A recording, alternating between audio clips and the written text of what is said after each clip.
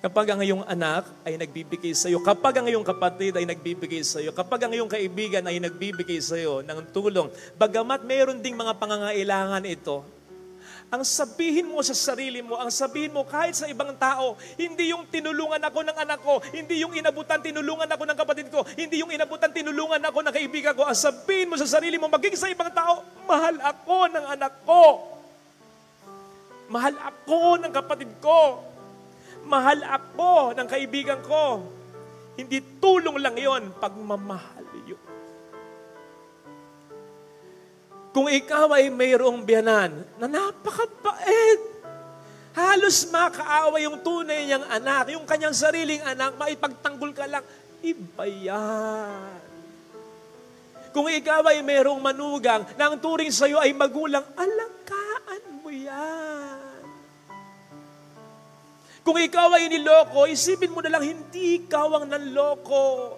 Father, magpapasalamat ba ako? Namatayan ako? Magpasalamat ka pa rin. Kasi kaya ka umiiyak sapagkat ang sakit nung nangyari. At ba't ka masasaktan kung hindi mabuting tao yung namatay? So magpasalamat ka, kahit kinuha siya, minsan sa buhay mo, dumating siya. Kung pwedeng ipahiram yan sa iba, pero sa'yo pinahiram, sa iyong pamilya. Kaya kahit wala na siya, magpasalamat ka sa Panginoon. And besides, hindi siya nawala. Nandyan siya. Titingnan ka pa rin niya. Ngayon pa na siya yung espiritu na. Ngayon ka pa ba magdudang mawawala siya? Kapatid, kapag meron tayong mga taong ganito sa buhay natin, I suggest, minsan titigan mo lang, pagmasdan mo lang, habang tinititigan mo, tumingala ka sa itaas at sabihin mo sa Panginoon, Lord, salamat. Asawa ko ito, anak ko ito, nanay ko ito, tatay ko ito, kapatid ko ito. Ngayon kung bigla siyang natingin at parang nagulumihanan, bakit? Nagtanong sa'yo ng bakit? Ngitian mo lang. Pero kung gusto mo, matapos ng mong ngitian, lapitan mo, yakapin mo, at bulungan mo, salamat. Kasi hindi lahat ng asawa, anak, kapatid, manugang biyanan, kaibigan, ganyan. And mind you, walang kinalaman dyan yung kabutihan mo. May kinalaman pero konti lang. Kasi may mga kilala tayo na kahit napakabuting ama, ina, asawa, napakabuting tao, niloko pa rin, sinaktan pa rin, kinalimutan pa rin, hindi pa rin pinagtanawan ng utang na loob. Ito yung mga taong mahahawa ka talaga. Kasi sila rin tulad ng Panginoon ay pwedeng magtanong ng, ginawa ko naman ng lahat, pinakisamahan ko naman, binigyan ko naman, sinuportahan ko naman, minahal ko naman, bakit ako ginanyan? Yung tanong pa naman na pinakamahirap sagutin, ay yung tanong na alam mo na ang sagot. Pero kung bakit pa ulit-ulit yung bakit? Kasi hindi mo matanggap yung sagot kasi super sakit nung alam mong sagot. And that's life. It happens in life. Hindi mo kinakailangan maging perpekto para hindi ka saktan, para hindi ka iwan. Si Kristo, perpekto, pero naranasan ng lahat ng iyan. And so if you have been blessed with these amazing people in your life, thank them. At least, iparamdam mo sa kanila, you are proud of them.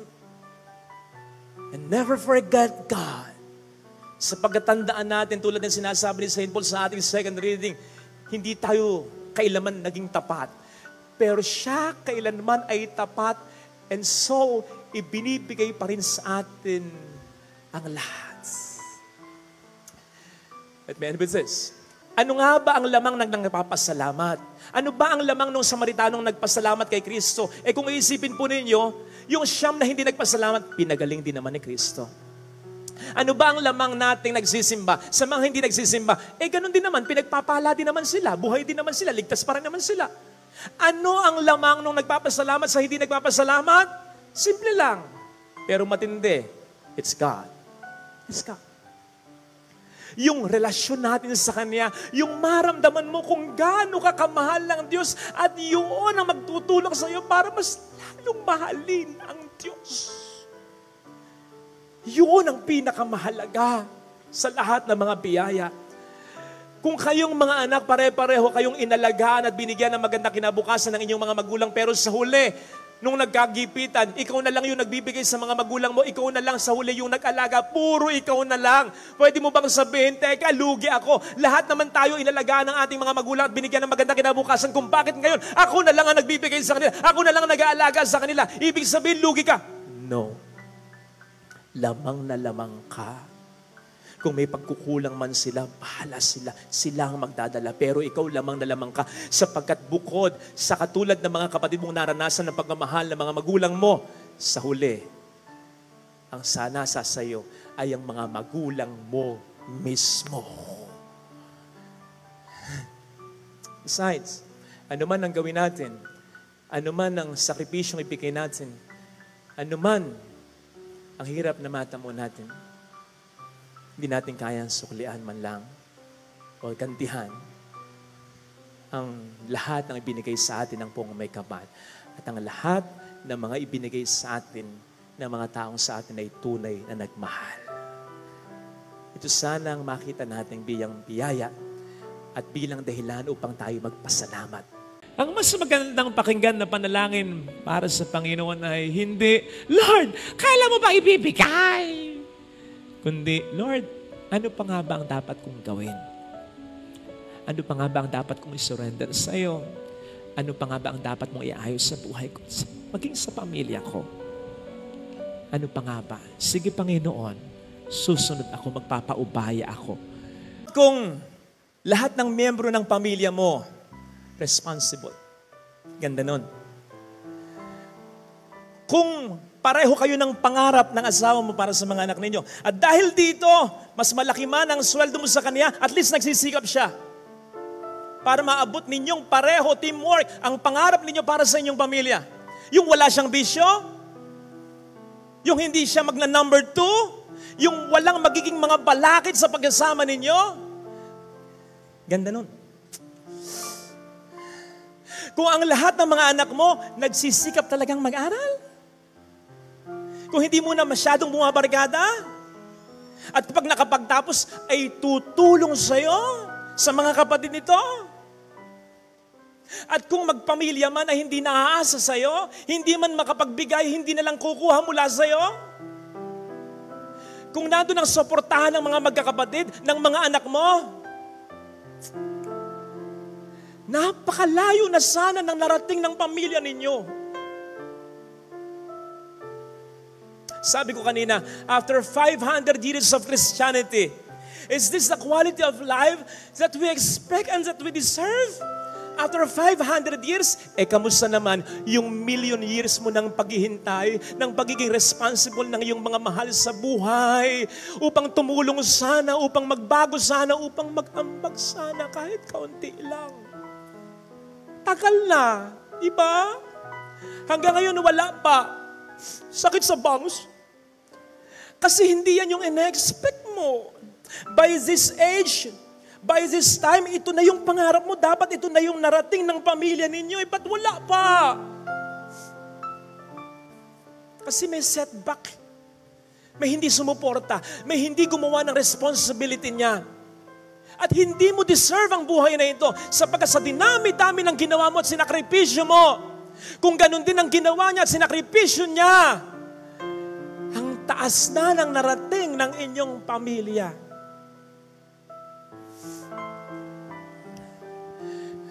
I feel for you. Marami kong na-encounter na ganito. Pero isa lang ang payo ko sa kanila at sasabihin ko din sa'yo. Do not give up. Don't give up on your dream for your family. Father, iniwan ako ng asawa ko. Father, irresponsable yung mga anak ko. Ano bang pangarap para sa pamilya? Ayok. Your family cannot afford anymore to have another setback. Kung naging irresponsible siya, huwag mong gayahin. Kung naging unfaithful siya, huwag mong gayahin. Kung naging selfish siya, huwag mong gayahin. May katulong ka pa. Sino? Ang Panginoon ang siyang nagbigay ng pangarap na yan sa iyo. Ini-encourage ka niyang magpatuloy, tutulungan ka niya, maniwala ka. Alam mo yung kantang, if we hold on together, I know our dreams will never die. Don't let your dreams die. Hold on to God. At kung ano ang kakulangan ng iba, pupunan niya. Kasi hindi siya papayag na mauwi sa wala ang lahat ng pangarap niya para sa inyong pamilya. Kung ayaw nila, sumigik. Pero, at the end of the day, and even at the end of your life, huwag mong sisihin ang sarili mo. Kung ito lang yung naabot mo para sa pamilya mo, kung hindi mo fully at kung hindi mo agad naabot ang pangarap mo para sa pamilya ninyo. Bakit? Nag-iisa kayo. You can only do much. Lalo pa kung may tumalikod sa responsibilidad nila. Basta ang mahalaga, gawin mo ang iyong tungkulin. At gawin mo rin ang tungkulin na iniwan ng iba hanggat kaya. Tama po, pwedeng hindi kumpleto ang resulta. Po pwedeng maging kulang ang suporta. Pero ang mahalaga, lumaban ka ng sobra. Ilalagay ka ng Panginoon sa sitwasyon kung saan mas lalo ka pa niyang ibe-bless.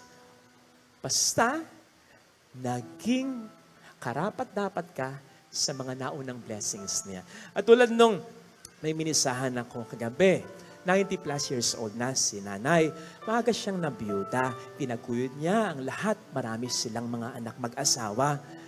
And accomplished na lahat sila. Mga anak niya kakatuwa. Sabi ko dun sa misa ko, pasalamatan niyo ang Diyos dahil blessed kayo. Pero pasalamatan nyo rin ang nanay nyo sapagkat dahil sa Kanya, yung mga blessings ng Diyos na doble, na triple, dumami ng dumami dahil naging tapat na katiwala ang nanay ninyo para sa pamilya ninyo. Ipinagkatiwala kayo ng Diyos sa Kanya, naging mabuti siyang asawa at ina. Kaya dumami yung biyaya ninyo, hindi nyo maaabot. Yung naabot nyo ngayon, kundi dahil sa nanay ninyo. Yes! Blessing yan ng Panginoon. Pero kung wala ang nanay ninyo, hindi mo mas ma-enjoy yan ngayon. Kaya kapatid, blessed man ang pamilya mo ngayon, ano man ang problema, yan ay dahil sa Panginoon. Pero yan din ay dahil sa iyong partisipasyon. Kaya, kahit feeling mo ikaw na lang lagi ang nagdadala, huwag kang mawawala ng pag-asa. Kasi ikaw talaga yung sikreto kung bakit yung biyaya dumadaloy mula sa Kanya at napupunta, nagsasanga-sanga sa iyong pamilya. Paano na lamang sila kung bibigay ka? Ha? So, isipin po natin yon, ha? Na yung mga blessings na nare-receive natin, ito ay jumping board pa for more blessings. Provided, maging katiwa-tiwala tayo, mas maging mabuti tayo, mas isipin natin ng ating kapwa-tao, ang ating pamilya, mas maging matyaga, mas maging mas maging mapagmahal tayo. Mas lalo pa yung mga blessings na yan, maniwala ka. Tama! Ang blessings naman ay walang kondisyon. Pwede naman tayong bigyan ng blessing ng Panginoon nang walang man's participation. Pero doon mas nagmumultiply yung blessing na yun. May mga blessings kasi ang Panginoon na hindi niya ibibigay sa iyo hanggat hindi ka pa handa dito. Ikaw ba na magulang, magbibigay ka ng tunay na kotse sa anak mo? Kung 12 years old pa lang ito, adik ka? Siyempre, dapat mag-mature muna siya, di ba? Magsanay muna. Ganun ang Diyos. Ganun ang Diyos. Mas marami siyang blessings na ibibigay, provided na ready na tayo.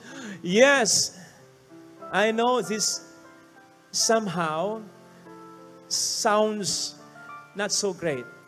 Halimbawa, sa mga taong ready na, sa mga biyaya na hinihiling nila, pero hanggang ngayon hindi pa rin nila makuha. Halimbawa, yung biyaya ng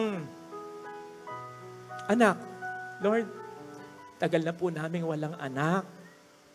Kahit isa lang po sana, Lord. Kahit isa lang. Please lang. Halimbawa, yung biyaya ng kalusugan, Lord, gumaling na po sa anak ko, yung mahal ko para maayos ko na yung pamilya ko, magawa ko na yung mga gagawin ko. Lord, ready na ako para sa biyaya na ito. O kaya yung biyaya ng asawa, Lord, ano ba bang ire-ready ko? 45 na ako. Mahirap yun. Yung readiness, nandun na eh. Bakit wala pang blessing? Bakit wala pang grace? Kapatid, ang dasal ko, makuha mo pa rin yung mga grace na yan. Yung mga gusto mong yan.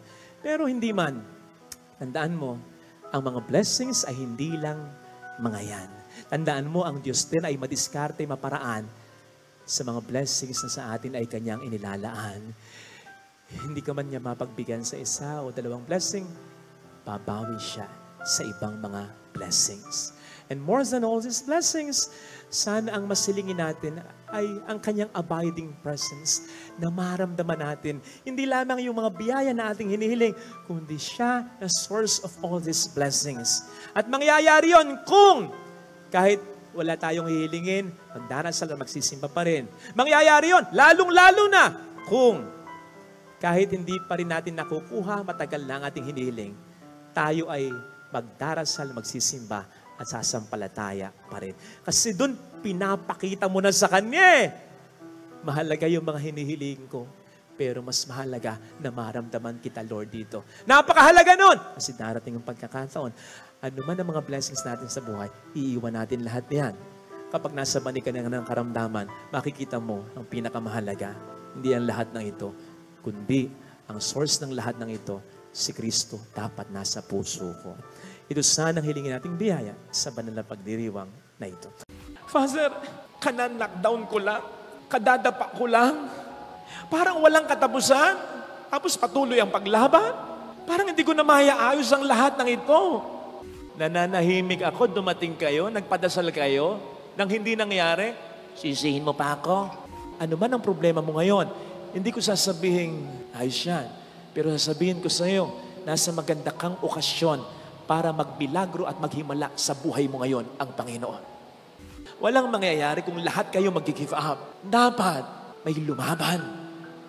Huwag mong kalituhan yung pagkapagod mo at huwag mong isipin na wala ng pag-asa mo. Habang may buhay, may pag-asa, buhay ka pa, may pag-asa ka pa, napapagod ka lang. Sapagkat yun ang ginagawa sa iyo ng demonyo eh. The devil knows he cannot take you out. Hindi kanya kayang patayin. Bakit? Hindi naman siya nagbigay ng buhay mo eh. Unless isuko mo ang buhay mo sa kanya. The devil knows very well he cannot take you out. Kaya ang ginagawa niya, he is wearing you out. Pinapagod ka niya. Para mawalan ka ng pag-asa. Eh ano ang sabi ng Panginoon? For those who are tired and weary, come to me. I will give you rest. Darating at darating tayo sa mga problema concerning our family. Pag dumating yan, isipin mo yung sermon na ito, ha? Kasama mo ang Diyos na nangangarap na iayos ang problema na yan. Ano ang pangarap mo? Sa sarili mo, para sa mga taong mahalaga sa'yo. Handa ka naman bang magsakripisyo para matupad ang pangarap na ito? May mga tao kasi na hanggang pangarap lang. Sabi nga nila, libre ang mangarap, walang bayad. Yun tayo eh. Kaya nangangarap halos lahat. Pero pag kinakailangan na maghirap, ayawan na. Ang nakikita mo lang, yung maganda ng estado ng taong hinahangaan o baka nga kinaiinggitan mo pa. Kasi successful na siya, fulfilled na siya. Hindi mo nakikita yung mga sakripisyong binata niya, maabot lamang sa tulong ng Diyos ang estadong kinalalagyan niya. Narinig po natin sa ating mga pagbasa, ang pangarap ng Diyos sa atin noon pa mang una. Ano? Ang maligtas tayo. Kaya ginawa niya ang lahat para dito. Nandiyan tayo'y nilikha niya, nandiyan tayo'y tinubos niya ng sariling buhay pa niya, ng pagkakatawang tao niya. Nakita niyo na, kapag ang Diyos ang nangarap, hindi lang dahil makapangyarihan siya at kaya niyang gawin ang lahat, talagang tinatrabaho niya, pinagsisikapan niya para matupad niya. That is why, kapag siya ang nangarap, pwedeng maantala, pwedeng magkaaberya along the way. Pero sa huli, mangyayari pa rin ang dakilang kalooban niya. Ito ang dapat na magbigay sa atin ng pag-asa para sa ating mga pangarap.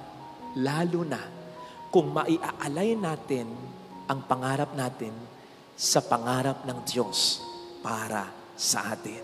Ito ang dahilan kapag may nagpapapray over sa akin with the intention, halimbawa, Ader, pray over nga, eleksyon, manalo sana ako sa eleksyon.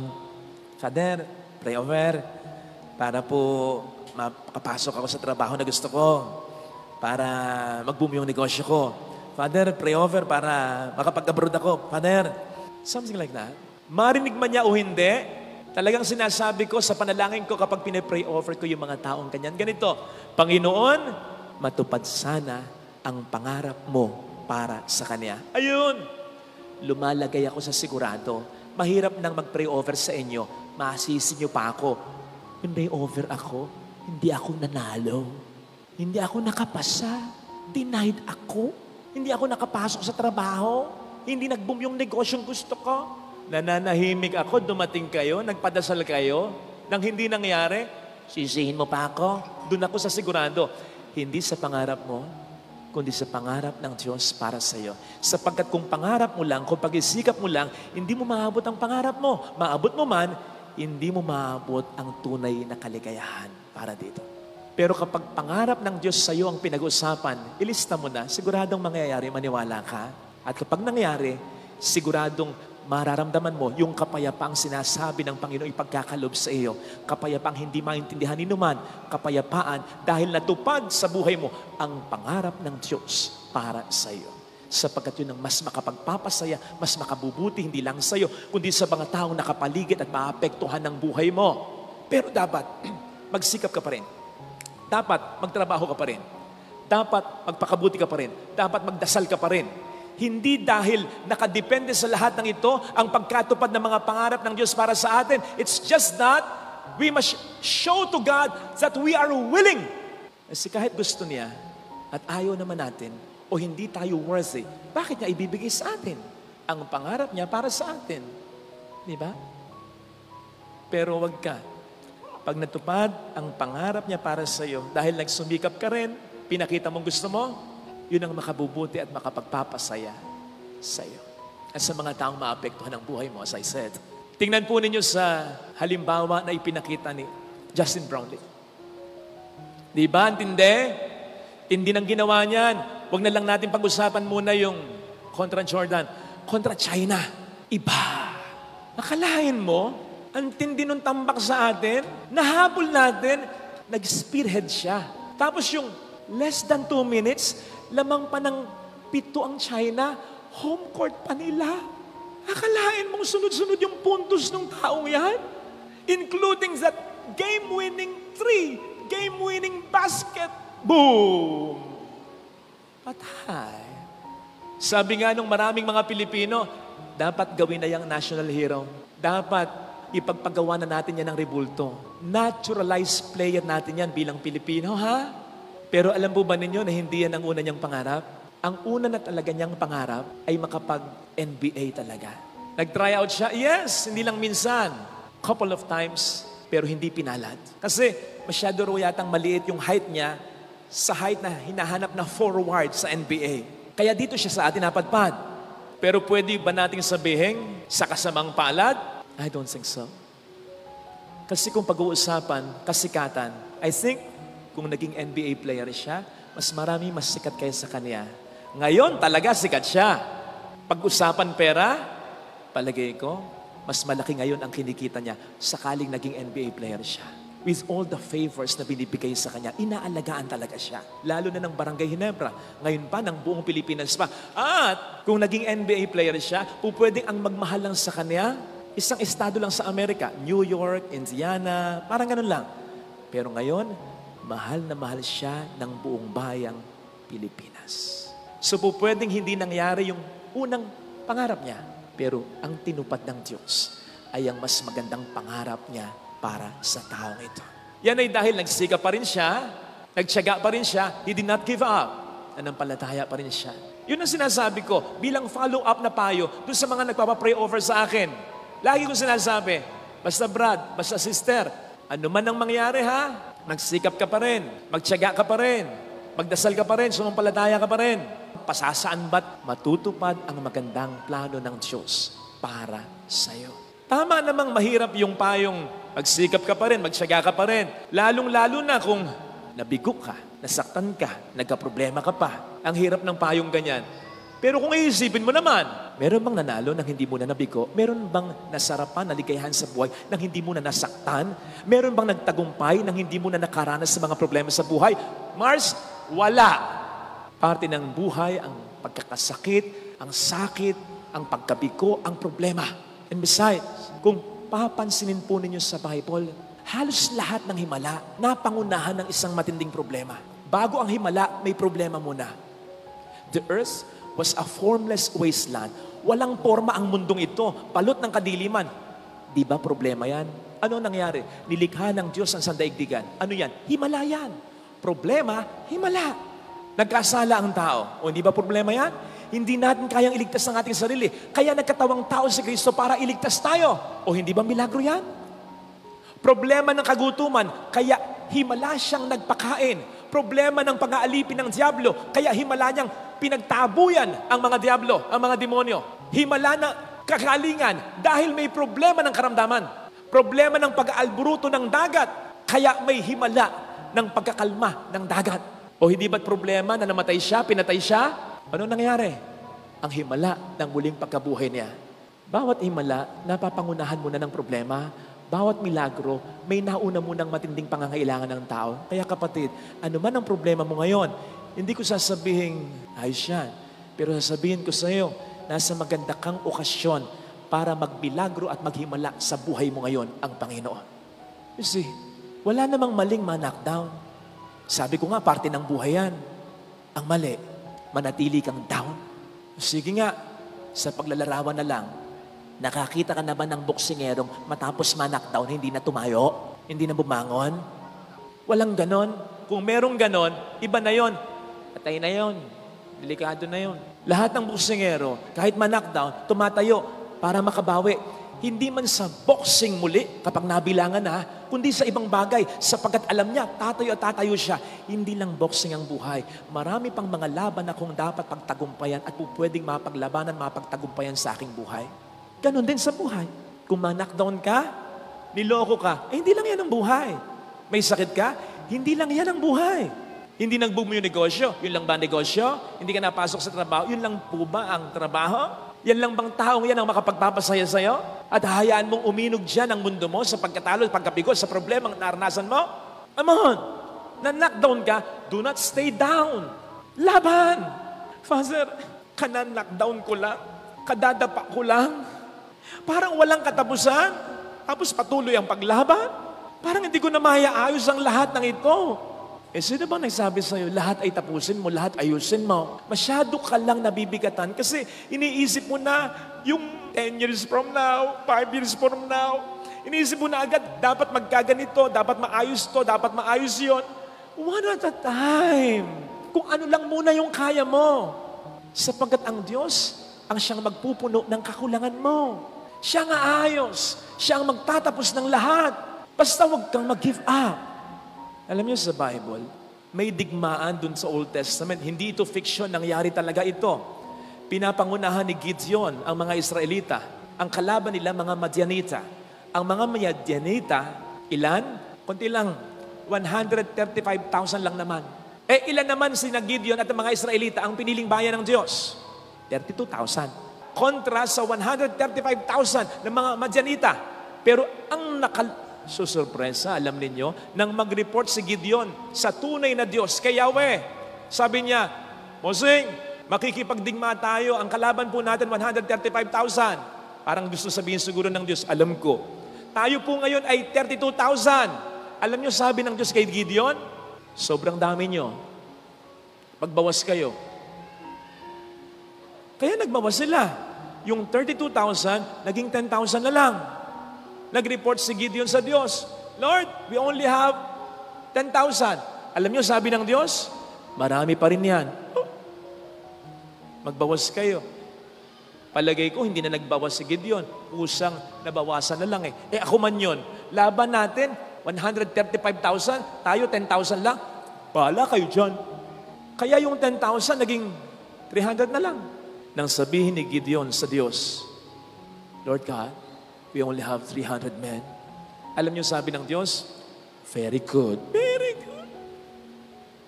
Siguro iniisip ni Gideon, bibigyan ako ng missile nito, bibigyan kami ng mga rockets nito, bibigyan kami ng mga tangke nito. Kapatid, wala pa noon kang mangarap ng ganyan. Kaya ano yung binigay na kasangkapan sa kanilang pangdigma? Ay nako, eto, torches, jars, trumpets. Kung ikaw yung kasama ni Gideon, 300 lang kayo kontra 135,000, yan ang gamit nyo. Anong isipin mo? Ano tayo magpa-party? Eh, pang night party, pang beach party, ang mga gamit na yan eh. But as I said, hindi fiction yan. Nanalo sila na 300 men. Alam nyo ang dahilan ng Diyos, nasa Bible, kung bakit ganun lang ang number nila at ganun lang din ang gamit nila. Ayokong pag nanalo kayo, isipin ninyo dahil sa inyo. Gusto ko pag nanalo kayo, ang lagi nyong isipin, ako ang nagpanalo sa inyo. Kasi gustong iparamdam ng Diyos ni Yahweh kay Gideon at sa mga Israelita yung pinaramdam at sinabi niya kay King Jehoshaphat sa 2 Chronicles 20:15, do not be afraid of your vast enemies, for the battle is not yours, it is mine. Huwag kayong matakot sa dami ng kalaban ninyo sapagkat ang laban na ito ay hindi nyo laban, ito ay laban ko. Kaya wag mong isipin, paano mo maayos? Paano mo matatapos? Bahala ang Diyos. Basta, gawa ka ng karampatang pagkilos. Do not give up. Magsikap ka pa rin kung ano lang yung kaya mo. Ano ang laban mo ngayon? Laban ng kalusugan mo? Gusto mong gumaling? Sa palagay mo, ayaw kang gumaling ng Diyos? Meron bang magulang na nakatitiis sa anak na naghihirap? Na ayaw gumaling ang anak? Sige nga. Gusto mong magkasundo muli kayong mag-asawa? Okay? Meron bang Diyos na ayaw magkasundo ang mag-asawa? Siya ang nagpag-isa sa inyong dalawa? Gusto mo na magbuo ang pamilya mo? Siyempre, mas lalong gusto ng Diyos. Gusto mong masolve ang problema mo, makapagbago ka ng buhay, magbago yung mahal mo, mas lalong gusto ng Diyos. Kaya kung yan ay iniisip mong laban mo, ang isipin mo, mas laban ng Diyos ito. Kaya hindi imposible ang himala at milagro. Ang hindi mo kayang gawin, ang Diyos ang gagawa para sa iyo. Do not give up. Nang in-interview si Coach Tim Cone, maliwanag ang sabi niya, hindi siya makapaniwala. Naging very honest siya. Last 2 minutes daw, nag-give up na siya. Totoo, nag-give up na siya. Hindi lang niya sinabi sa mga players niya. Sa loob-loob daw niya, hindi pwedeng manalo kami. Sigurado to, olats to, talo to. Tanggap na niya. Sabi nga niya, dagdag pa niya, akala ko, sa pelikula lang nangyayari ito. Nangyayari. Boom, boom, kaboom. Panalo. Eto ngayon ang itatanong ko sa inyo. Di ba sabi ko, do not give up para may himalang maganap? Nag-give up bakit may himala pa rin naganap? Sagot, siya mismo ang nagsabi, nag-give up ako, pero hindi ang mga players ko. Kaya may nangyaring milagro. Kapatid, si Coach Tim Cone lang naman ang winningest, pinakamaraming naipanalong kampyonatong coach sa kasaysayan ng PBA na give up. Darating ang pagkakataon sa buhay mo, sa dinami-dami ng problema ng pamilya ninyo, yung pinakamatalinong kilala mo sa pamilya, pinakamaysay sa pamilya, pinakamayaman, pinakamakapangyarihan, baka siyang magsabi, ayoko na, give up na, wala na tayong magagawa. Pag ganon, do not give up. Para may mangyari pa ring milagro, may himala pa ring maganap. Walang mangyayari kung lahat kayo mag-give up. Dapat may lumaban.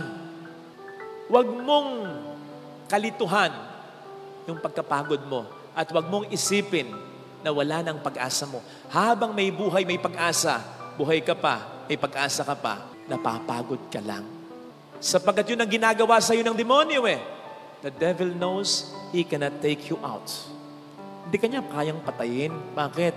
Hindi naman siya nagbigay ng buhay mo unless isuko mo ang buhay mo sa kanya. The devil knows very well he cannot take you out. Kaya ang ginagawa niya, he is wearing you out.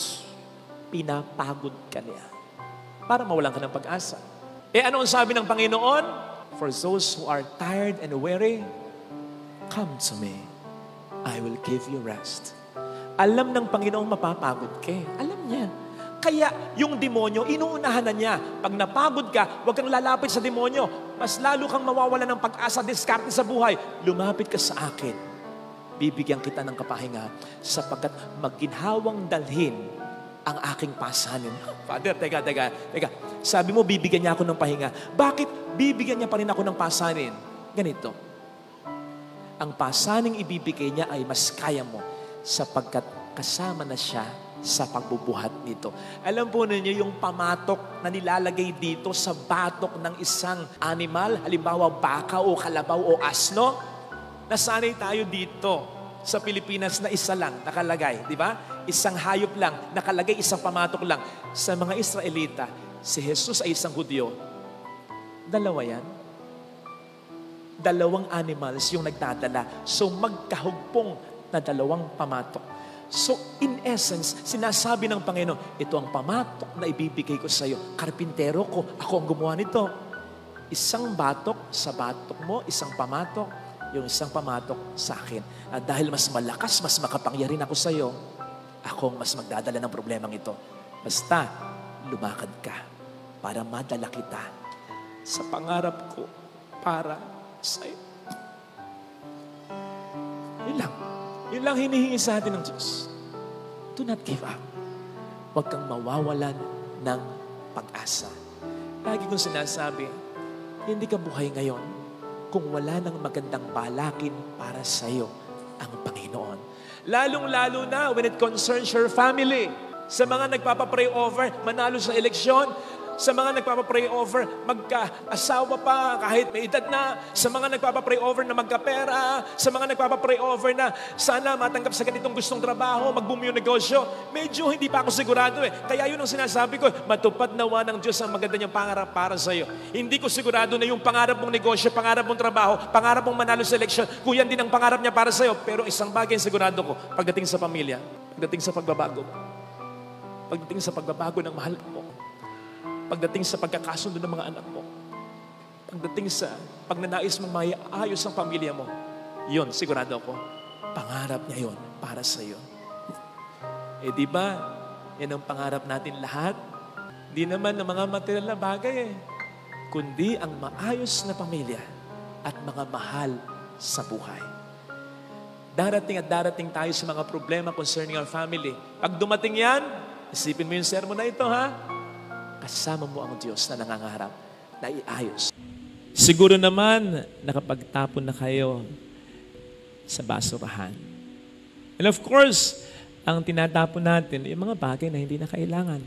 Mga bagay na sira na, luma na, pwede nang dispatcha.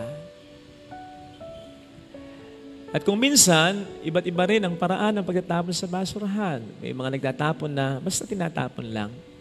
May nagsushoot naman para malibang-libang.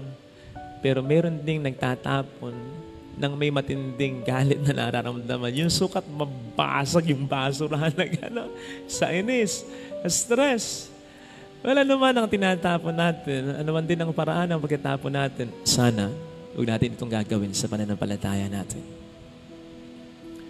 Sinabi ko po ito sapagkat narinig natin sa ating unang pagbasa sa sulat sa mga Hebreo, ang isang maliwanag na paalala o warning mula sa mga unang Kristiyano noon hanggang sa mga Kristiyano sa atin ngayon. Sabi dito, huwag niyong pabayaang mawala ang pananalig niyo sa Diyos. Sa Tagalog, medyo manipis pa, medyo magaan pa. Kasi mas gusto ko yung translation sa Ingles na ganito, do not throw away your confidence in God. O di ba mas diretso? Kasi kung literal mong isasalin ito, ang pupwedeng ibig sabihin nito, huwag mong itatapon ang pananampalataya mo. Mas diretso ito kasi yung sense nung una, yung Tagalog, huwag niyong hayaang mawala ang pananalig niyo sa Diyos. Para bang may sense pa ito na hindi mo sinasadya na mawala ang pananampalataya mo. Pero yung do not throw away your confidence in God. Ang sense nun, mayroong deliberate, conscious attempt to throw it away and therefore to lose it. Anyway, parang ito yung sense nung sa Matthew 10:46, I think. Yung istorya ni Bartimeo, na isang bulag, nang marinig niya si Kristo. Ano ginawa niya? He threw away his cloak. Hindi ito basta bumagsak lang sa lapag. Talagang tinapon niya. Bakit? Alam niyang hindi na niya ito kakailanganin pa kapag pinagaling na siya. Yun, maganda yung sense doon. Pero pagdating sa pananampalataya natin sa Panginoon, huwag ka doon. Yung deliberate at consciously natin itong itatapon, mas mahirapan tayo pag ganon. Mas malala pa tayo sa nagtampo sa sinaing o sa kanin. Pag ganon. Sapagkat alam naman natin ang ginawa, ang ginagawa at gagawin pa para sa atin ng ating pananampalataya. Dahil sa ating pananampalataya, tayo naging tunay na mga anak ng Diyos. May access tayo sa Diyos. Sapagkat ang pinakatagapamagitan natin, dahil na rin sinasabi sa atin ng sulat sa mga Hebreo, ay ang Panginoong Jesus natin. May bonus pa ang ating mahal na ina. Kami pong mga pare, pwedeng sumablay pa sa aming pagdarasal para sa inyo. Kahit na sinasabi namin, ipagdarasal namin kayo, pero ang ating Panginoong Yesus, hindi. He always intercedes for us.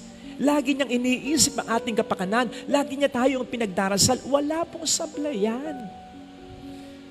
Kaya't ang kanyang awa at biyaya ay available sa atin araw-araw. To top this all, ang buhay na walang hanggan na sa atin ay nakalaan. Wag lang nating tatalikuran ang pananampalatayang yan. Tulad ng sinasabi sa ating unang pagbasa ring napakinggan. Kaya nga, nagsimula yung paalala sa sulat sa mga Hebreo sa mga salitang alalahanin ninyo, remember. Alalahanin ninyo yung mga pagsubok na nalampasan ninyo. Nang pinapakita dito, hindi lang yung effort ng mga unang Kristiyano para malampasan ng mga pagsubok na ito, kundi ang mas pinalulutang dito ng sulat sa mga Hebreo, yung biyaya ng Diyos na ibinigay sa inyo upang malampasan nyo ang lahat ng ito. Alalaong bagay sinasabi sa kanila, huwag niyong kakalimutan yon. Sapagkat kung wala ang Panginoon, hindi niyo malalampasan ang lahat ng iyon. At kung ginabayan kayo ng Panginoon, kahapon sa mga pagsubok na yon, gagabayan pa rin kayo ng Panginoon ngayon at sa mga susunod pang panahon sapagkat hindi nagpapago ang Panginoon. Come to think of it, bakit nga ba natin itatapon ang pananampalataya natin? Bakit nga ba natin sasabihin na hindi na natin kinakailangan ang pananampalataya natin, na pwede na natin i-dispatch ang pananampalataya natin? Kung hindi naman tayo stress na stress, lungkot na lungkot, at disappointed na disappointed. Kaya nga, sa maraming mga nangungumpisal, na ang ikinukumpisal ay nang hina po, na wala po ang pananampalataya ko. Lahat yan! Walang hindi umiiyak sa lahat ng yan. Lahat yan umiiyak. Sapagkat ramdam nila ang kanilang panghihinayang, sapagkat alam nila sa puso at isipan nila na nawala ang pananampalataya nila hindi dahil sa Diyos, kundi dahil sa kanila, sapagkat nagpadala sila sa mga negatibong bagay na naranasan nila. Kaya nga, nangungumpisal sapagkat yung pananampalatayang itinapon ay muli nilang hinahanap para makita in as much as alam nila na ito'y kailangan pa rin nila.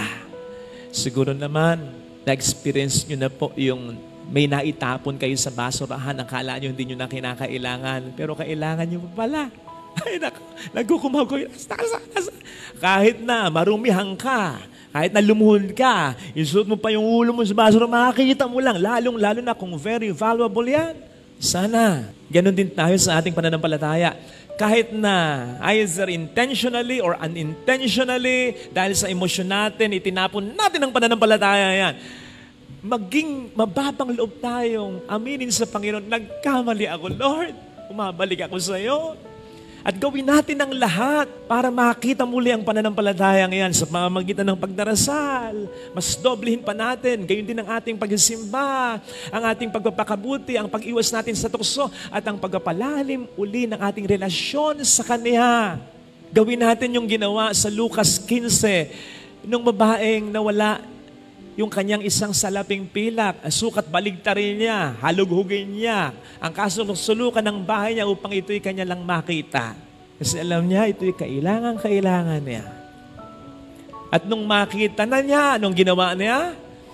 Tinawag niya ang kanyang mga kaibigan upang makisaya sa kanya. Ganon din ang gawin mo. Kung naranasan mong nagduwindel o sumadsad ang pananampalataya, o kaya itinapon mo ang pananampalataya mo, tapos nakita mo, nagkamali ka, kailangan mo ito. Hanggang sa matagpuan mo uli ang isang malalim na relasyon sa Panginoon.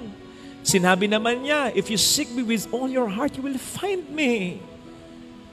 So pag naranasan mo uli yon, sabihin mo sa iba, pangalandakan mo, ikwento mo, magkaroon ka ng testimonya. Hindi para makapagyabang sa kanila, kundi para sabihin din sa kanila na pwedeng dumaraan sa pinagdaanan mo o pwedeng daraan sa pinagdaanan mo na ang pananampalataya natin laging nandiyan yan. Hindi mawawala yan. Ano man ang mga matitinding problema ang ating maranasan unless itatapon natin yan. Magpatotoo ka sa kanila na ang Diyos ay laging maaasahan. Wag lang nating itatapon basta-basta ang ating relasyon sa Kanya. Sapagkat yun ay ating pag-iisip. Ang diferensya sa atin, alam niyo kung ano, masyado tayong mainipin. Gusto natin agad makuha natin ang ating hinihiling. Gusto natin trabaho agad, yun ang hiling mo eh. Gusto natin magandang negosyo agad, yun ang hiling mo eh. Gusto natin masolve agad ang problema, yun ang hiling natin eh. Magbago agad yung tao na ipinagdarasal mo, yun ang hiling mo eh. Maging masaya na agad tayo. Nakakalimutan natin maghintay. Nakakalimutan natin na dapat nating mas pairalin ang pananampalataya natin, hindi lang upang makuha ang ating inihiling, kundi upang matupad ang kalooban ng Diyos sa buhay natin. Ano ang sabi? Seek first the kingdom of God. Pag sinabing kingdom of God, paghahari ng Diyos, kalooban ng Diyos, and everything will be given you. Yung kalooban muna niya bago yung kalooban natin. Kung kalooban lamang natin, talaga ang ibibigay niya, napakadali nun para sa Kanya. Now, kung kinakailangan tayong maghintay, ay siguradong may mas pine-prepare siya. Something bigger, something better, something brighter. And when it is something bigger, brighter, and better, siguradong hindi lang yun para sa atin, kundi para sa mas nakararami, lalo na para sa mga taong mahalaga sa atin. Kaya nga sa ating mabuting balita, nung magtanim ng binhe, namunga ba agad? Nahitik ba agad? Nahinog ba agad? Hindi. Kaya nga ang paalala, you go on with your everyday life muna. Tama, humiling ka sa Panginoon, pero huwag ma-focus masyado kasi maiinip ka. Sana'y kung walang nangyayari, meron. Meron siyang ginagawa. At ang ginagawa niya ay hindi lamang yung gusto mo, kundi yung gusto niya. Sapagkat yun ang mas mahalaga. Sa gusto niya, bahagi lang, katiting lang na bahagi yung gusto mo. O hindi nga ba't sa pagtatanim? Sabi natin, kung ano ang itinanim, yun din ang aanihin. Pero hindi lang yun. I mean, pag nagtanim ka ba ng isang buto, ang aanihin mo, isang manggalang din dahil isang buto ang tinanim mo? Hindi. Pag nagtanim ka ng isang binhi, marami kang aanihin. Sagana, kaing-kaing. So yung kalooban mo, yung isang binhi lang. Yung kalooban ng Diyos, yung kaing-kaing na mga blessing. Madali para sa Kanya ibigay ang hinihiling mo. Kung hanggang doon lamang talaga ang kalooban niya para sa iyo, pero you and people around you deserve something better, bigger, and brighter. Kinakailangan munang matupad ang kalooban ng Diyos para sa atin bago natin makuha ang ating hinihiling. Kaya dapat, kapag tayo nagdarasal ng ating mga hinihiling, gaano man tayo kaatat, ma-receive yung ganyang blessing. Ang mas magandang pakinggan na panalangin para sa Panginoon ay hindi, Lord, kailan mo ba ibibigay? Kundi, Lord, ano pa nga ba ang dapat kong gawin?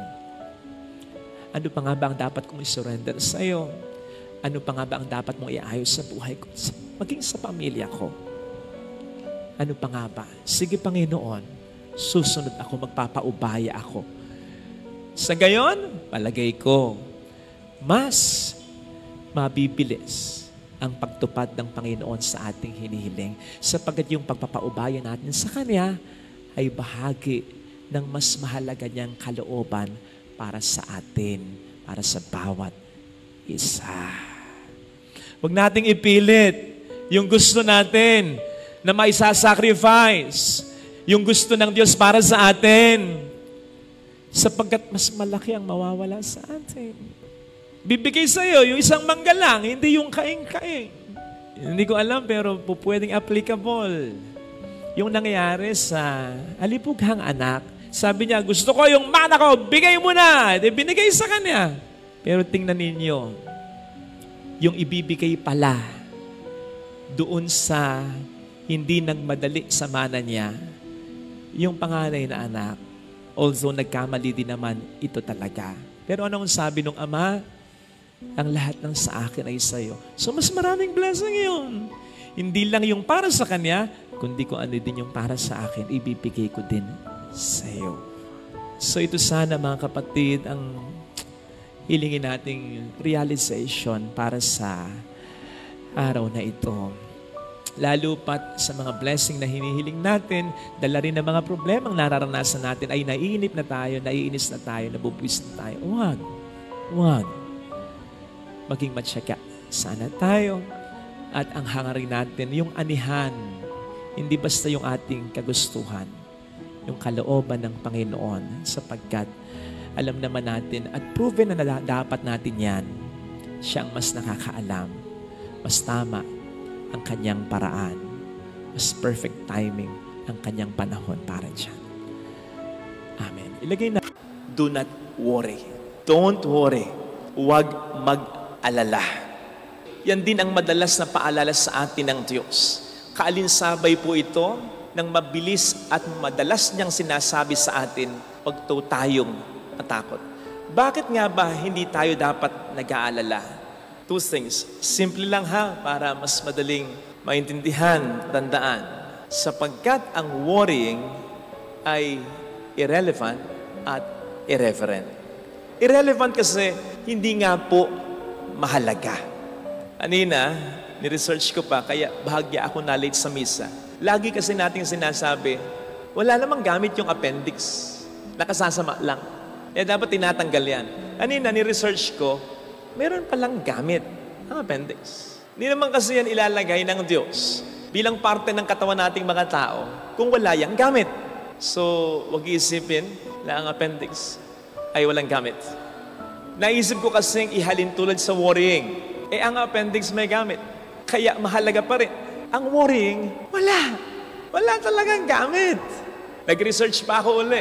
Meron bang itinanghal sa Guinness Book of World Records na taong pinakamagaling, pinakamaraming worries? Kasi yung pinakapangit, meron pa eh. Pero yung pinakamaraming worries, wala. Kaya ang pag-aalala ay walang halaga. Sabi nga po, ng isang quote, worrying is like sitting on a rocking chair. Tumba-tumba. It keeps you busy, but it doesn't get you anywhere. Doon ka lang. Sa lugar na yon. Hindi ka lumalayo. So, we can worry all day, all night, all week, all month, all the days of our lives. Pero walang maidadagdag sa atin. Walang positibo. Puro pa nga negatibo. O sige nga, meron bang taong nagsabi sa iyo, Mars, alam mo yung problema ko sa pera, yung problema ko sa sakit, solve na. Paano na-solve?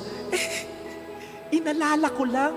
Maghapon, magdamag, hindi na ako natutulog eh. Tingnan mo nga ako.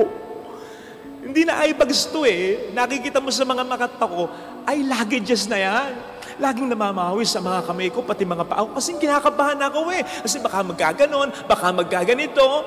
Laging mainit ang ulo ko. Laging nakakunot ang noo ko. Lagi kong nasisigawan ng asawa ko, pati mga anak ko. Wala na akong ginawa kundi mag-alala. Ay, effective try mo. Solve na problema ko.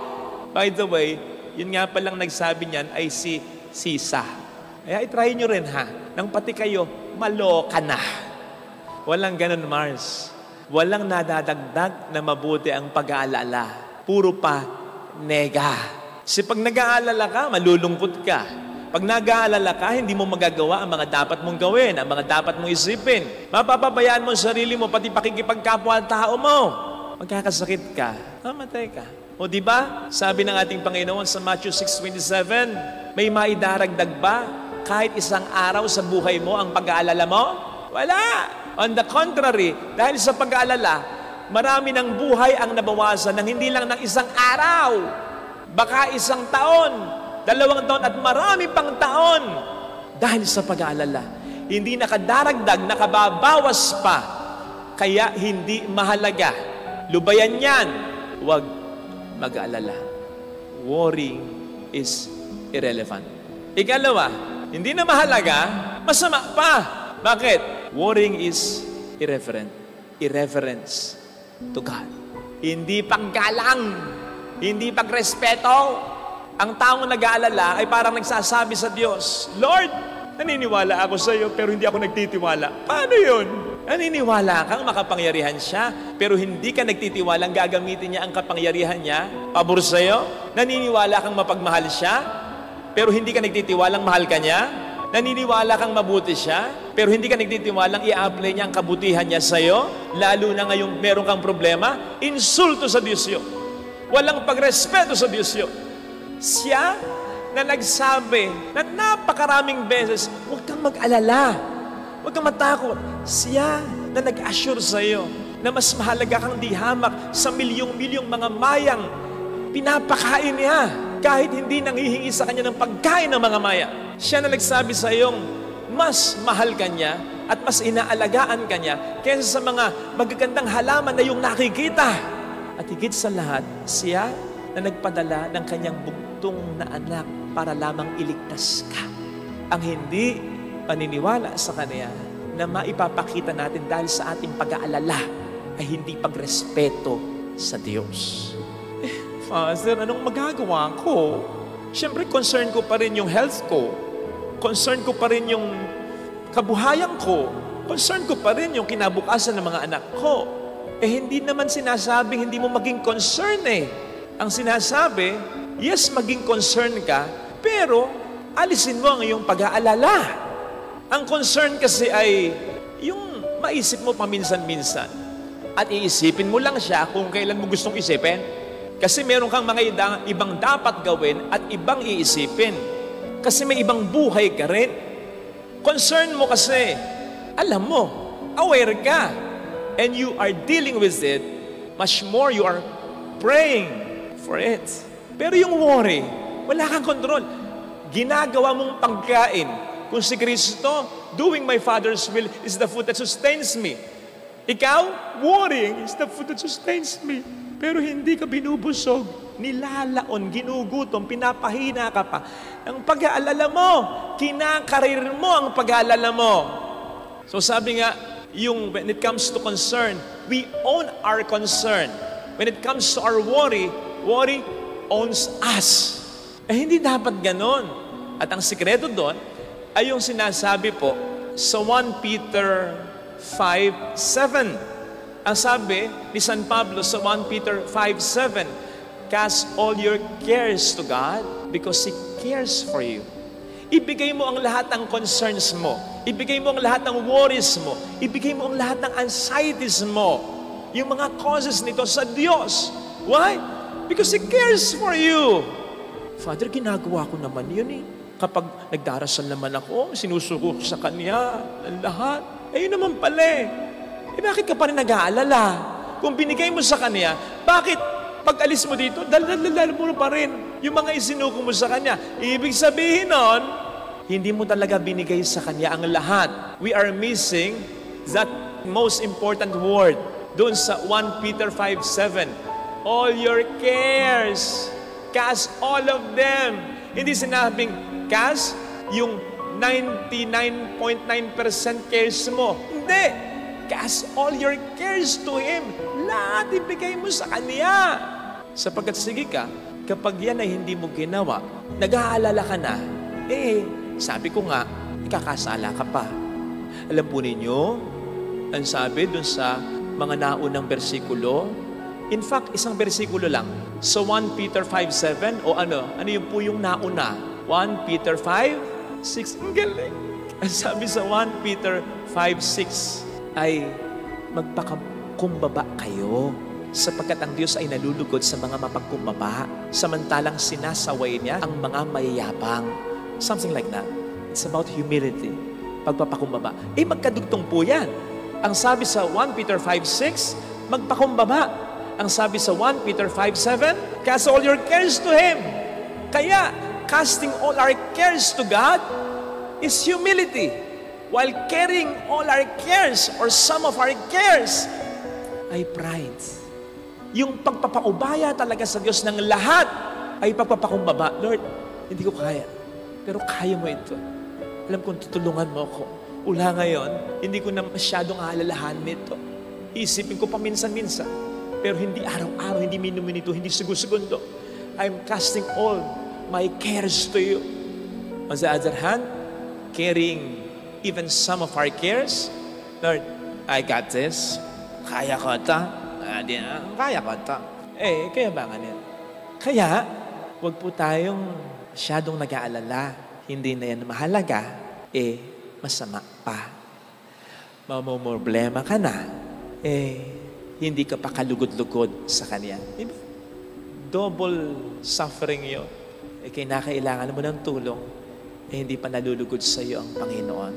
Ito sana ang ating makita, mga kapatid, sapagkat lahat tayo may mga alalahanin sa buhay, ibigay natin ang lahat ng alalahanin na ito sa Diyos. Upang alalahanin man natin ay paminsan-minsan lang, sapagkat alam natin, ito ay inaalala at ginagawa na ng paraan para sa atin ng Diyos. Tingnan po ninyo ang picture ng Divine Mercy. Di ba? Yung isang kamay nakaturo sa kanyang puso, yung isa niyang kamay nakaganyan na parang nagbe-bless. Anong ibig sabihin yan? Para sa akin, simple lang. Sinasabi niya, kinaawaan kita, kinahabagan kita. Ang ibig sabihin ng awa at habag sa punto de vista ng Diyos, nararamdaman ko'y nararamdaman mo. Ako rin minsan sinabi ko sa Ama, Ama, bakit mo ako pinabayaan? Yan din ang nararamdaman mo, di ba? Naiintindihan ko yan. Basta huwag kang mawawala ng pag-asa. Tulad ko, pagkatapos mong sabihin, Ama, ba't mo naman ako pinababayaan? Sabihin mo rin sa Kanya, pero Ama, sa mga kamay mo, binibigay ko ang Espiritu ko. Ikaw na ang bahala sa tapat. At kapag ganun ang ginawa mo, sabi niya sa kabilang kamay niya, muli kitang bubuhay sa huling araw. Literally or figuratively, ibabalik ko ang sigla ng iyong buhay. Pagpapalain kita. Mahal ka ng Diyos. Makapangyarihan ng Diyos. Huwag mong aalisin yun. Kaya nga ang sabi, wear the helmet of salvation. Niligtas ka na ng Diyos hindi lang sa krus, kundi sa buhay mo. Ang dami mo ng problemang nalampasan. Tandaan mo yan.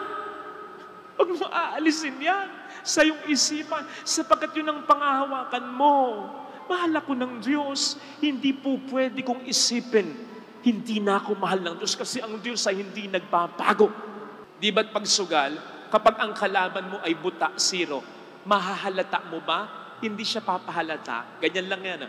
Bakit? Binabluff ka niya. Ganon ang Diablo. Binabluff ka lang niya na parang hindi mo kaya. Binabluff ka lang niya na wala na daw mangyayaring maganda. Binabluff ka niya. Tinatakot ka niya. Pinagpapaalala ka niya. Bakit alam niya na kapag kumasa ka, kahit yung 1% pananampalataya, sa tulong niya, ang demonyo mapapataob mo siya. Kasi kahit 1% pananampalataya, aalagaan niya, aalalayan niya, kakaawaan niya. Ganon ang banal awa niya. Kasi iniintindi niya ang bawat isa. Inasmuch as saan ba galing yung 1% pananampalataya na yan na nanghihina na? Saan? Di sa 100% pananampalataya na bawasan lang dahil sa dami mong naging problema. Si Tomas, hindi naman talaga siya dati nagdududa. Bakit siya nagduda? Ang tindi nung nangyari. Si Jesus yung inaasahan nila, pinatay ng walang laban. Hindi pa nabubuhay. Yun ang alam niya Masisisi mo ba siya? Ganun ka rin naman. Yung 1% pananampalataya na nanghina na kung meron ka niyan ngayon o kung darating yan sa buhay mo, nanggaling yan sa 100%, kaya kakaawaan ng Diyos yan Hindi ka naman tulad ng Pariseyong from the beginning hindi na naniniwala sa Kanya. Naniniwala ka. It's just that patong-patong yung problema. Hindi ka naman talaga bumibitaw kapit na kapit ka sa Kanya. Kaya lang ang bigat-bigat na ng dinadala mo sa buhay. Kaya parang bumibitaw ka na rin. Pero sa totoo lang, ayaw mong bumitaw sa Kanya. At yun ay naiintindihan niya. Yun ay inuunawa niya. Kaya yun ay kaaawaan niya. Basta, kahit yung isa na lang na pagkakakapit, huwag mo ibibigay sa demonyo yun. Kapit lang. Sabihin ng iba, Father, wala na akong pananampalataya. Ba't kinakausap mo ko? Ba't nagdarasal ka? Ba't nagsisimba ka? Meron pa. Kung nakabitaw ka man, hindi kanya binibitawan. Nakabitaw ka, nakakapit siya. Ganun. So wag kang mawawala ng pag-asa. Kahit sino dito, mayroong pinagdaraanan. Yung iba sobrang mabibigat. Yung iba sobrang mabibigat na kung hindi lamang may takot sa Diyos, kung hindi lamang masamang magpakamatay, matagal nang kinitil ang kanilang sariling buhay. Mind you, maraming ganyan. Sigurado ko, ito yung mga taong na-encounter natin. Nakangiti kahit paano, nakakatawa, nakakapustura. Pero sa loob-loob nila, ang bigat-bigat pala ng dinadala nila. Imagine encountering such kind of people, tapos susungitan mo. Ni hindi masyadong narinig yung inutos mo. Hihiyain mo. Simpleng pagkakamali, mumurahin mo. Tandaan mo yung minumura mong kasambahay mo. Pag uwi ng bahay niyan, anak yan, o kaya natay yan, o kaya nanay yan. Gusto mong minumura ang nanay mo? Niloko na ito, lulukohin mo pa. Umuutang sa'yo, papatungan mo ng patubong sobra-sobra, tapos sasabihin mo, tinutulungan mo lang siya. Kung hindi ka magpapatubo ng sobra-sobra, kung hindi niya kakagatin yon, magpapautang ka. Sa pamilya, ganyan din. May mga pagod na, bibigyan mo pa ng sama ng loob, patong-patong na ng problema, dadagdag ka pa. Ano sa paningin mo, sa pakiramdam mo, ang magiging pakiramdam nila? Ganito, dapa na, sinusudsud mo pa, sinusubsub mo pa. Huwag naman sana. Lahat tayo, totoong may pinagdaraanan. Kaya kung minsan, kung makapagsalita ka, gano'n na lang. Bakit? May pinagdaraanan ka rin sa pamilya mo eh. Okay. Pero, hindi lahat tayo pare-pareho ng pinagdaraanan. Hindi totoo yung kasabihang, we are all in the same boat. Sapagkat yung iba sa atin, naka-cruise ship. Yung iba sa atin, nakabarko. Yung iba sa atin, nakabalsa. Yung iba sa atin, styrofoam na lang ang hawak sa gitna ng karagatan ng problema. Ikaw, maganda pa support system mo eh. Nakahawak pa at parehong kamay mo. May humahawak pa sa'yo. Sila baka daliri na lang. Tapos, itutulak mo pa. Yes, sana mga kapatid, in this world where the devil has spread so much hate, piliin nating maging mabait.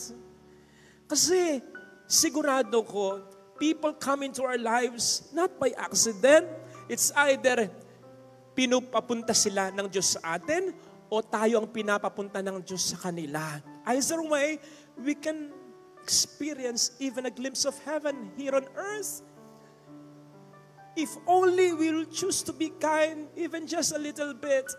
Yung pang konting tip, konting smile, konting pagiging considerate, yung kahit hindi mo gusto yung binebenta niya, nakita mo, sigurado, tagal nang nasa ilalim ng sikat ng araw, bilin mo. Kahit ipamigay mo na lang yung binili mo. Sa pamilya, konting thank you, konting lambing, konting thoughtfulness, konting pag-aalaga, konting paghahalaga. Nako, kapag ganyan, kahit konti lang, masusungkit natin ang langit kahit saglit. It will have a ripple effect. Babalik at babalik. It won't be wasted. So isipin po ninyo, kung lahat tayo at kung lagi tayong magiging mabait, ang mundong ito ay magiging parang langit. So hindi po tayo nilikha ng Diyos para maging malungkot dito sa daigdig at upang maging masaya sa langit. Nilikha tayo ng Diyos upang dito pa lang maging masaya na tayo at upang maging mas masaya tayo sa langit. Ngayon pa lang, simulan natin dito ang langit. Sa mundong ito, na po pwede tayong maging kahit sino, piliin mo lagi na maging mabuting tao. Mas marami at mas dakila ang mga himalang ipagkakalob ng Diyos kung tayo ay naniniwala sa Kanya. Makailan ay may nakita ko na kalungkot-lungkot na post. sapagkat ang isa sa mga kakilala ko sa Bulacan, miyembro ng samahan ng parokya, ay nasunugan. Uwi nila, ala na, tupok na, wala nang natira.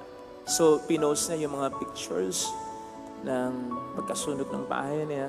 Tapos, ang caption ay ganito, "Salamat sa Diyos at walang nasaktan sa pamilya namin at wala nang nadamay pa.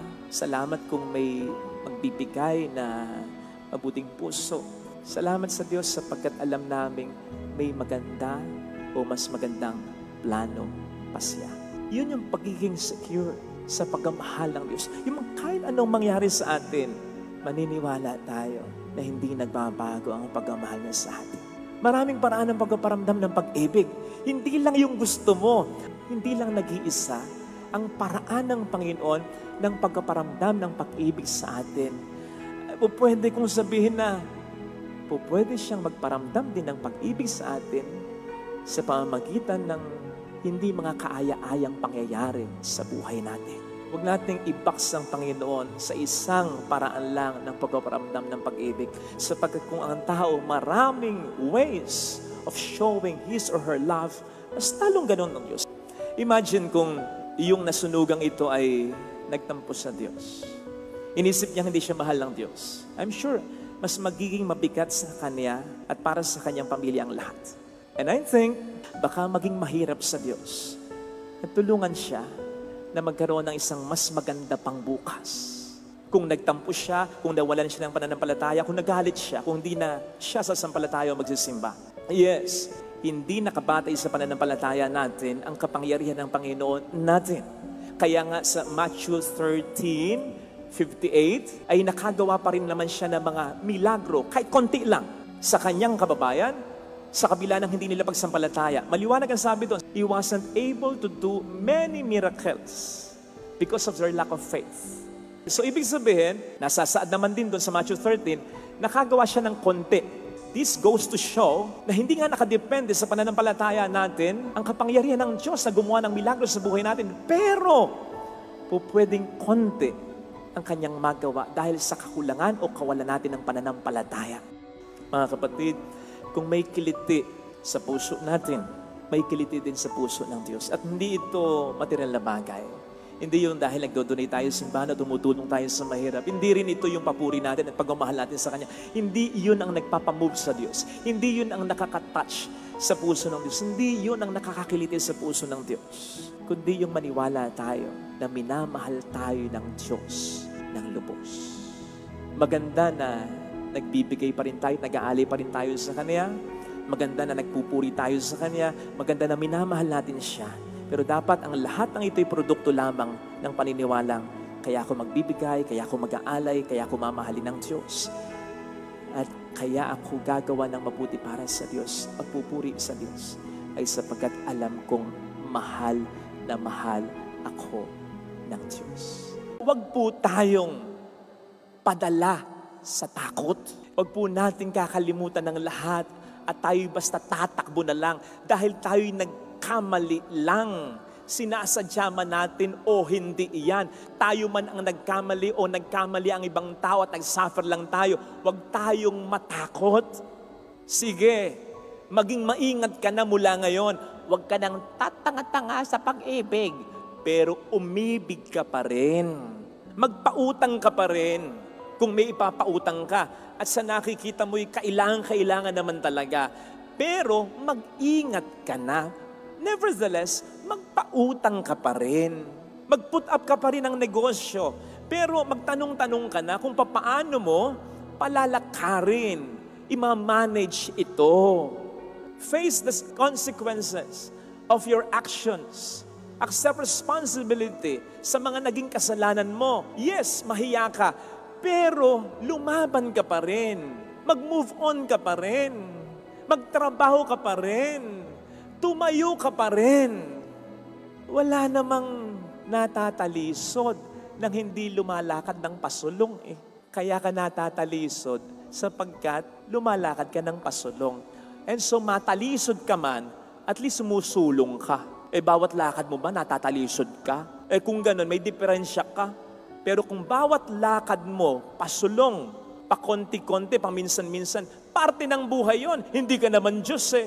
Ang Diyos lang ang sapat. Ang Diyos lang ang hindi nagkakasala. Ang Diyos lang ang hindi nagkakamali. Ang Diyos lang ang hindi naloloko. Tao ka. The Bible even tells us, yung taong malapit sa Diyos, yung taong banal na, yung taong makatuwiran na, nagkakamali pa rin, nagkakasala pa rin, tayo pa kayang nagpapakabanal pa lang?